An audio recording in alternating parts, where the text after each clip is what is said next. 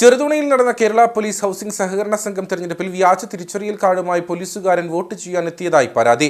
കാർഡിലും counter ഫോയിലും തീയതി വ്യത്യാസം വന്നതിനെ തുടർന്ന് UDF അനുകൂല പാനലിലുള്ളവർ ചലഞ്ച് ചെയ്തു. സംഭവത്തെ തുടർന്ന് വോട്ട് ചെയ്യാൻ റിട്ടേണിംഗ് ഓഫീസർ അനുവദിച്ചില്ല. ഈ കാർഡുമായി വോട്ട് ചെയ്യാനെത്തിയ പോലീസുകാരനെതിരെ കേസെടുക്കണമെന്ന ആവശ്യവും ഉയർന്നു. ഇതേ തുടർന്ന് നേരിയ തോതിൽ വാക്കുതർക്കവും ഉണ്ടായി.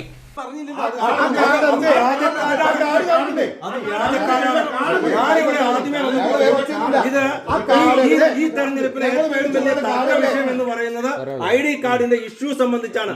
ഈ ID കാർഡിന്റെ ഇഷ്യൂ സംബന്ധിച്ച് തർക്കം നിലനിൽക്കുമ്പോൾ അതുപോലൊരു വ്യാജ കാർഡുമായി ഇവിടെ കടന്നു വന്ന ഒരാളെ അത് നൈസായിട്ട് കൊടുത്ത് മടക്കി വിടുന്ന ഒരു സമീപനം നിങ്ങളുടെ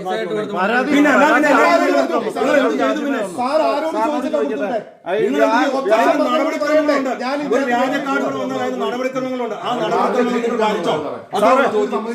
വ്യാജ കാർഡുമായിട്ട് വരുന്നത് കുറ്റകരമാണെന്ന് സാറിന് അറിയാമോ? കുറ്റമാണോ?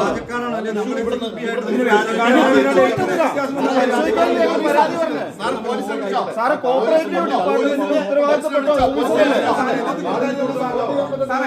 സംഭവത്തെ തുടർന്ന് സ്ഥാനാർത്ഥികളിൽ ഒരാൾ ഇടുക്കി SP-ക്ക് പരാതിയും നൽകി.